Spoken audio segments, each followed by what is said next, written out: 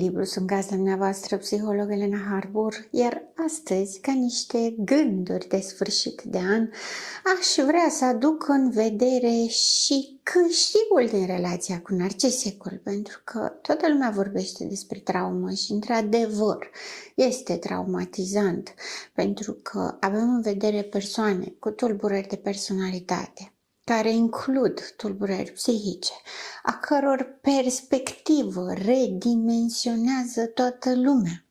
Să fii într-o relație cu narcisicul presupune să părăsești lumea reală și să pătrunzi în visul lui, în fantezia lui, în toată acea idee a iubirii absolute, care de multe ori este foarte mângâietoare și foarte îmbietoare.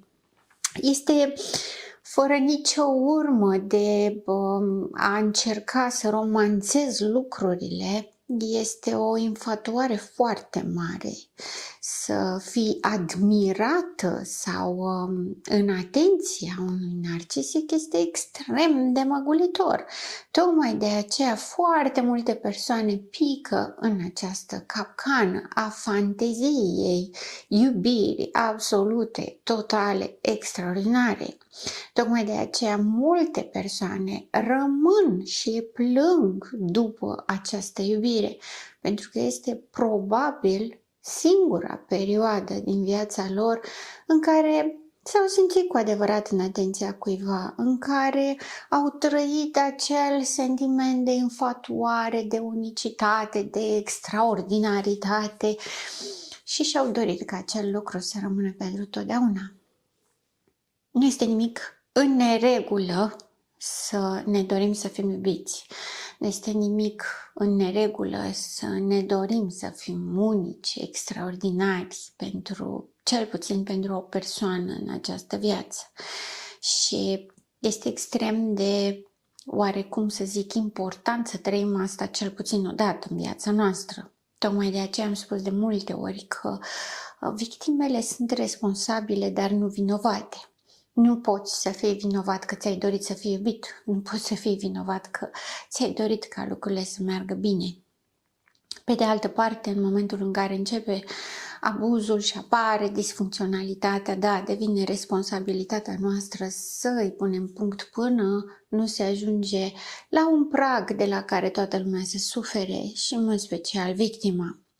Abuzul narcisic este recunoscut ca fiind cel mai dur, cel mai puternic abuz psihologic care există dintre toate tipurile de relații și este cel mai alienant și cel mai dureros. Pentru că presupune anulare, presupune renunțarea la sine, presupune renunțarea inclusiv la realitate și la o perspectivă și o șansă reală de a trăi fericirea și iubirea.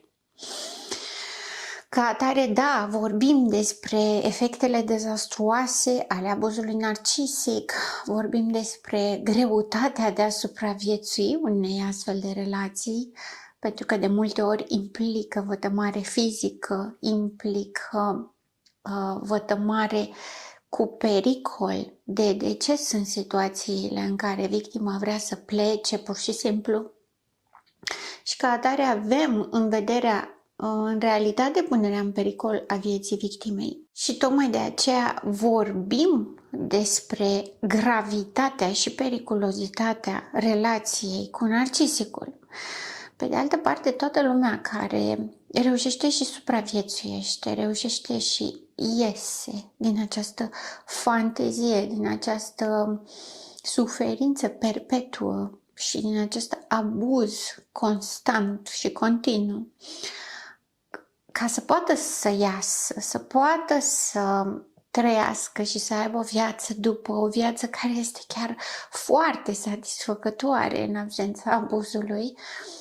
Și spun asta cu speranță și cu optimism din situațiile reale și din poveștile de viață reale cu care am avut contact.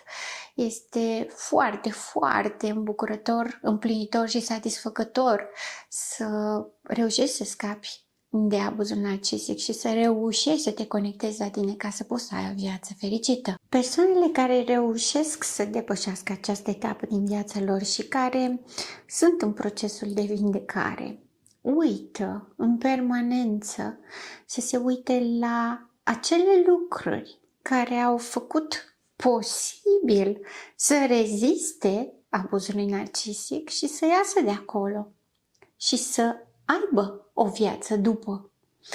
Pare așa puțin superficial. Pe de altă parte, în termen de specialitate, putem să o numim gândirea pozitivă, adică nu ne imaginăm un optimism nerealist în care doar creăm o altă fantezie în care să credem cu desăvârșire, pentru că n-am face altceva decât să ne transformăm sau să perpetuăm narcisismul care este disfuncțional, probat și demonstrat, practic, nu doar științific. Dar când avem în vedere gândirea pozitivă, avem în vedere realitatea din care scoatem tot ce este mai bun. Pentru că, să fim serioși, să reziști în relație cu narcisicul, mai înainte de toate îți trebuie foarte multă reziliență, foarte multă rezistență, foarte multă perseverență și determinare. Am putea să o numim chiar încăpățânare, știind că încăpățânarea este porul negativ al perseverenței.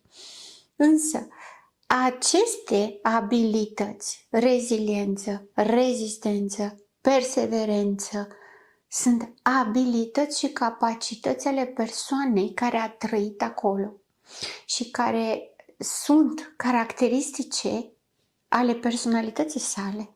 Nu sunt deloc de neglijat. E adevărat, avem posibilitatea, abilitățile noastre să le folosim atât în mod pozitiv și să evoluăm și să ne dezvoltăm și putem să le folosim și în mod negativ, ca de exemplu să rămânem într-o relație narcisică. Însă, presupunând că relația narcisică a durat câțiva ani, începând cu 1 an și jumătate până undeva la 4-5 ani, adică nu avem în vedere o încăpățânare absurdă pe o viață întreagă, 20-30 de ani, în care persoana doar trebuie să facă față la asta, ci avem în vedere posibilitatea reală de a se întâmpla oricui această situație traumatică. Avem posibilitatea să extrapolăm aceste abilități ale persoanei victimă care, așa cum au făcut-o să reziste acolo și au conferit statutul de supraviețuitor relației narcisice, sunt exact aceleași abilități care îi vor asigura o viață calitativă după. Asta înseamnă gândirea pozitivă. Din ceea ce am în realitate, nu mă uit doar la ceea ce distruge, ci mă uit la potențialul pozitiv al ceea ce am deja. Respectiv, rezistența ca să duc abuzul narcisic este cea care mă face să mă repoziționez față de abuzul narcisic, să rezist șantajului, opresiunii, hărțuirii, atacurilor care vor veni în separare și totodată să rezist acestui demers ca să-mi ating obiectivul de viață calitativă. La fel și perseverența. Știu foarte bine ce vreau, așa cum am știut foarte bine că vreau să fiu în această relație și nu vreau să renunț la narcisic pentru că îmi place infatuarea. La fel, în perseverență pot să-mi pun obiectivul să ies din această relație și cu perseverență să-mi doresc o viață calitativă, fericită și împlinitoare. Și cu perseverența pe care deja a dobândit-o și o are, a demonstrat-o, să poată să atingă acest obiectiv. Mai mult decât atât, ca și abilitățile persoanei victime, nu putem să nu remarcăm flexibilitatea și adaptabilitatea. pentru că narcisicul este extrem de instabil, extrem de oscilant, își schimbă dorințele de la o zi la cealaltă, își schimbă scopurile, obiectivele. Ca să reziști într-o relație cu astfel de persoană, trebuie să fii extrem de flexibil și de adaptabil. E adevărat, în exces, mai mult decât trebuie, mai mult decât ar fi normal, mai mult decât este sănătos. Însă, dacă înainte de relația cu narcisicul poate avea îndoieli privind flexibilitatea și adaptabilitatea ta, cu siguranță în relația cu narcisicul ai foarte experimentat-o și ajungi să fii expert în a te mula după situații, în a identifica care ar fi cea mai bună soluție în situația de față în care te trezești, pentru că în relație cu narcisicul de multe ori te trezești în situații de criză la care nu te așteptai și trebuie să faci față la asta cu rezistență și perseverență, dar și foarte multă adaptabilitate și flexibilitate, care nu sunt deloc de neglijat ca abilități și ca un potențial de care veți avea cu siguranță nevoie în viața de după narcisic. Avem nevoie de toată flexibilitatea și adaptabilitatea de care suntem capabili să putem să trecem prin și nu peste separarea de narcisic și prin provocările pe care le aduce o viață nouă, pentru că nu sunt puține, dar sunt infinit mai puțin dureroase decât să rămâi într-o relație cu narcisicul.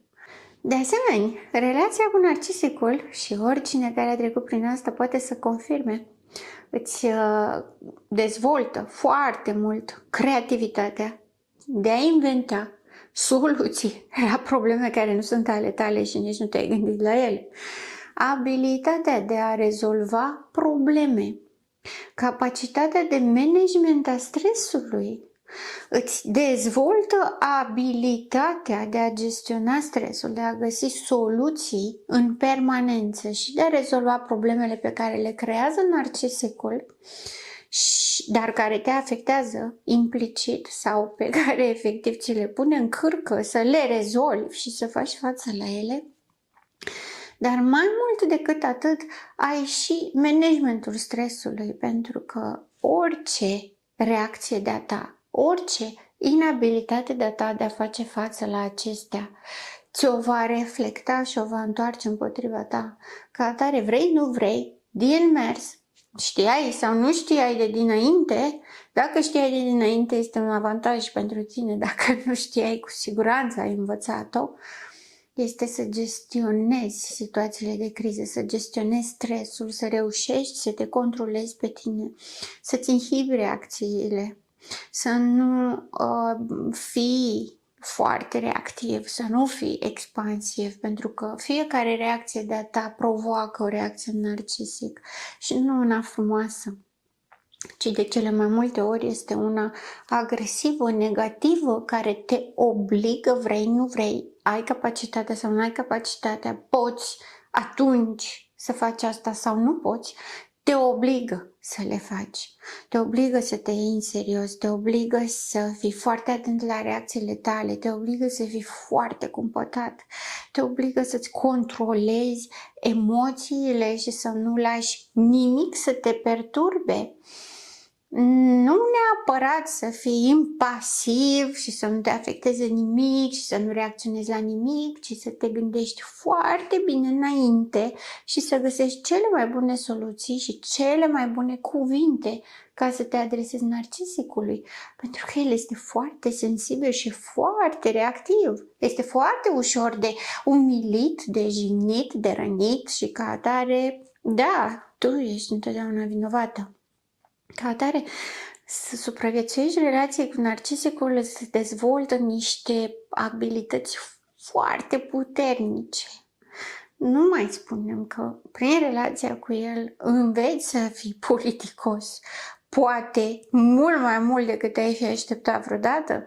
Înveți să fii foarte elegant, foarte cosmetizat în explicații sau inclusiv în justificări. Înveți să folosești anumite cuvinte care să nu-l deranjeze. Înveți să scoți anumite cuvinte din discursul tău, din felul în care te exprimi, te manifesti. Înveți să fii foarte delicat, foarte asumat până la urmă, pentru că trebuie să ai foarte mare grijă, pentru că este chiar viața ta în pericol. Înveți de asemenea prin asta, prin politețea asta, prin controlul ăsta excesiv vis-a-vis de comportamentele tale, de gândurile tale și de emoțiile tale. Înveți self-awareness. Înveți să fii conștient de tine, înveți să, dincolo de fantezie și de tot ceea ce-ți dorești, înveți să te uiți la tine. Pentru că narcisicul, fiind gol pe dinăuntru, cum am spus de atâtea ori în perioada de seducție, ceea ce face este să-ți pună oglinda și să te vezi singur, să te îndrăgostești tu de imaginea ta idealizată din oglinda pe care el o ține și în care te face să crezi, pe care ți-o oferă, ți-o dă pe tavă pentru supunerea ta și pentru aderarea ta la această fantezie. Practic îți plătești prețul singură, ca atare te obligă să faci self-awareness. Te obligă să te gândești la tine, cum am ajuns eu în asta? De ce sunt așa de ușor de rănit? De ce mă comport ca el? De ce mă doare ceva ce înainte nu mă doare? Multe dintre victime spun, am ajuns să fiu irascibilă, să fiu nervoasă și nu înțeleg de ce. Te obligă să te uiți înapoi la tine, te obligă să te gândești la tine, să fii conștient de cine ai fost, de cine ai devenit, de cine ai vrea să fii. De multe ori victimele spun doar, nu mai vreau să fiu așa, nu mă recunosc, dar nu vreau să fiu așa, nu-mi place, nu mă reprezintă, nu sunt eu. Ca atare, da, aș putea spune că un mare beneficiu și o mare putere în urma relației cu narcisicul este acest self-awareness. Nu ne petrecem zilele, timpul obișnuit într-o viață de om gândindu-ne la noi, cum suntem noi, cine suntem noi și cum vrem să fim. Ce avem tendință să facem chestia asta doar în momentul în care abuzul este foarte puternic, este copleșitor. În momentul în care cineva se străduie să ne anuleze, atunci ne aducem aminte cine suntem și avem nevoie de asta. Dacă este nevoie să obținem printr-o relație narcisică, este trist și dur și crunt, dar dacă nu se poate altfel, mai bine să existe o astfel de experiență care să ne oblige să ne asumăm identitatea noastră, să renunțăm la vise, povești, să renunțăm la, nu știu, a invidia pe altcineva că este iubit așa cum eu mi-aș fi dorit să fiu și mai bine să ne trăim o viață reală, pentru că avem nevoie de realitate. Vedeți, deși narcisicul distorsionează realitatea și este o minciună semi-conștientizată, ne obligă pe noi să fim sinceri și nu doar că ne obligă ca și o cerință a relației, pentru că întotdeauna spune nu suport să fiu mințit, nu suport să mi se vândă baliverne, vreau întotdeauna să fim sinceri unul cu celălalt. El nu este, dar nu contează. Ne obligă prin distorsionarea realității pe care o face prin fantezia lui, deplasându-se foarte mult de la realitate. Ne obligă pe noi să fim sinceri cu noi. Ne obligă să fim sinceri privind ceea ce ne dorim. Sunt multe victime care spun nu pot și nu vreau să-mi asum riscul părăsirii relației cu narcisicul. Nu vreau să îmi asum frica de a nu mai trăi asta niciodată. Nu vreau să... frica e prea mare, nu pot face față hărțuirii, răzbunării narcisicului. Și ca atare vreau să rămân. Este bine că este punctul în care suntem sinceri cu noi.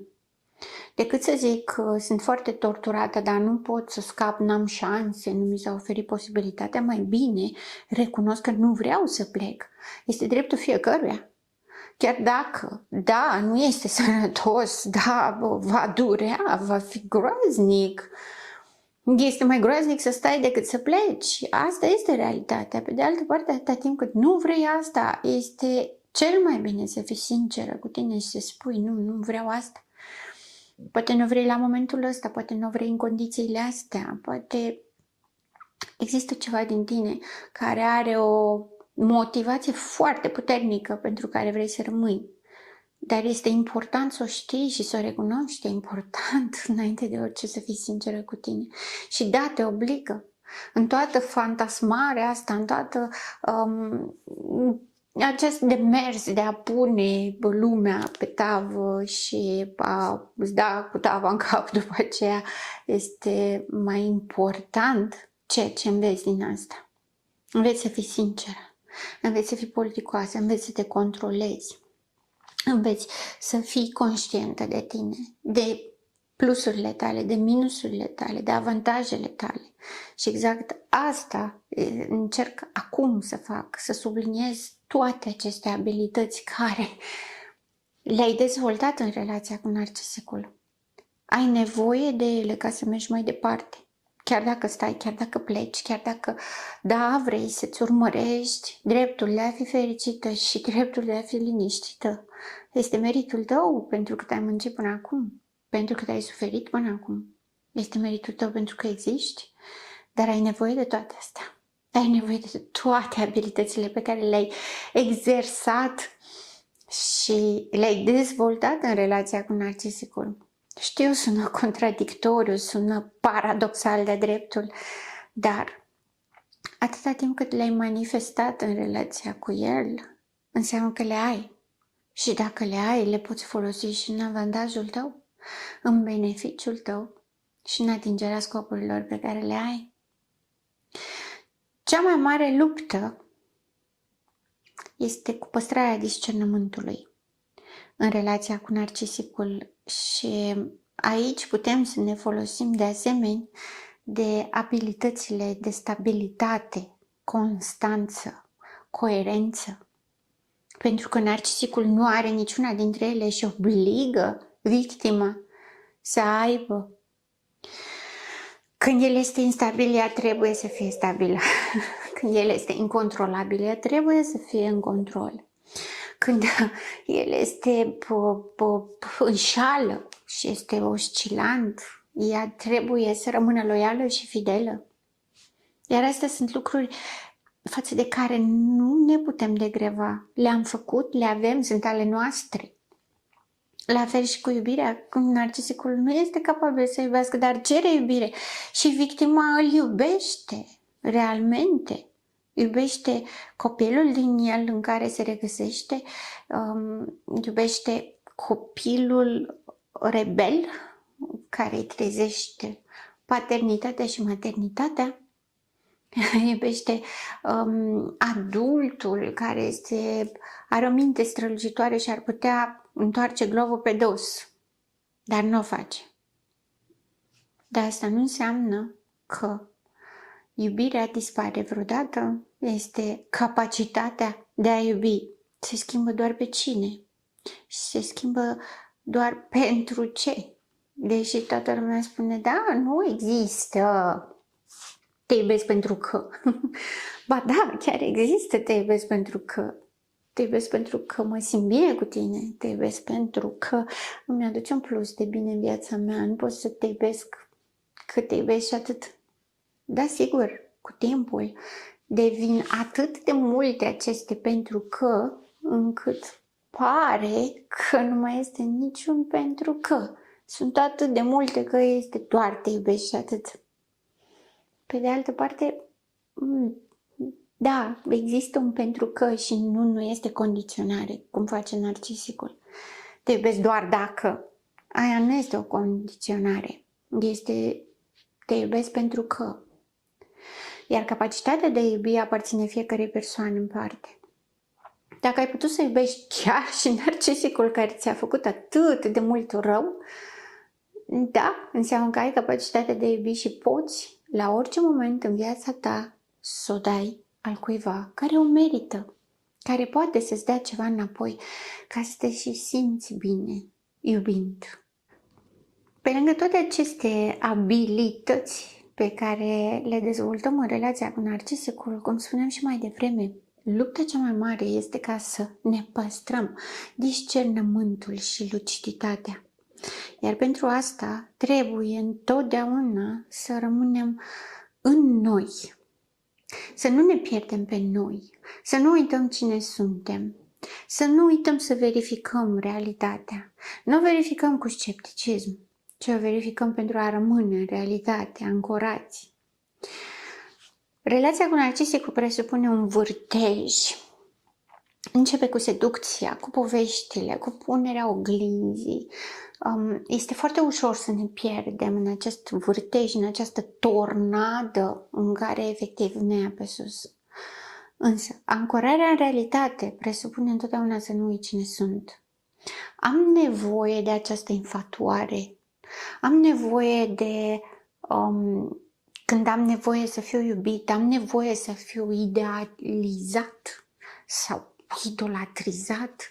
Am nevoie de excesul ăla.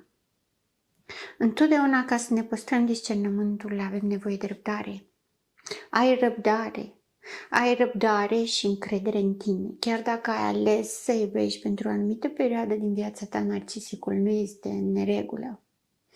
Este mai în neregulă să rămâi acolo. Nu că ai ales să-l iubești. Ai ales să-l iubești, aveai dreptul să încerci. Aveai dreptul să-ți acorzi ție această șansă. Face parte din păstrarea discernământului, din ancorarea în realitate de care avem nevoie. Ascultă-ți întotdeauna instinctul, pentru că întotdeauna simțim de la început, mirosim că este ceva în neregulă. Parcă e prea mult, parcă e forțat, parcă este fals. Nu uita să ai grijă de tine. Nu uita să ai compasiune de tine față de sine. Cum poți să ai grijă de el, ai grijă și de tine. Cum poți să ai compasiune față de suferința lui, ai compasiune și față de suferința ta. Cum poți să ai respect față de dorințele lui, ai respect și față de dorințele tale. Tot ceea ce faci pentru el, fă și pentru tine. Păstrează-ți principiile, valorile, nu renunța la tine, ca să poți să rămâi în realitate, ca să poți să rămâi lucid și să nu te pierzi în fantezie. Dacă ceva ți se pare fals, este. Dacă ceva ți se pare neregulă, chiar este. Dacă ți se pare că depune prea mult efort, e bine, atunci sigur este fals. Dacă ți se pare că totul este prea frumos să fie adevărat, cu siguranță chiar este fals. Întotdeauna verifică ce ți se spune. Nu cu criticism, nu cu răutate, dar ia-ți momente în care să fii singur sau singură și gândește-te și verifică. Verifică dacă ceea ce spune se probează cu ceea ce face. Dacă ceea ce manifestă se simte realmente. Pentru că de cele mai multe ori ele nu se probează. Iar tu undeva simți asta. Începi să te pierzi pe tine și începi să-ți pierzi discernământul în momentul în care te întorci împotriva ceea ce simți.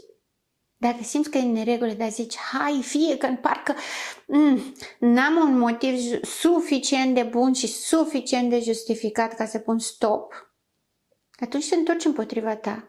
Nu avem nevoie să-mi facă nu știu ce, să-mi tragă un pumn în nas ca să zic, vai, am motiv să plec. Nu. Pur și simplu faptul că nu sunt confortabilă, că mi se pare fals, că mi se pare exagerat, că mi se pare prea mult sau pur și simplu nu se potrivește cu ceea ce eu am nevoie, nu mă simt confortabil. Este suficient ca să plec dintr-o relație. Fie că e narcisic, fie că orice o fi. Nu uita să nu te pierzi pe tine. Rămâi în tine, rămâi în luciditate. și vei face față la toate. Iar toate abilitățile despre care am vorbit astăzi sunt exact ceea ce ai nevoie ca să supraviețuiești la orice. Și crede-mă, dacă ai supraviețuit abuzului narcisic, ești cel mai puternic om de pe pământ și vei putea supraviețui la orice. Vă las cu aceste gânduri bune, să încheiem anul și să ne revedem într-un an nou fericit. Rămâneți în echilibru!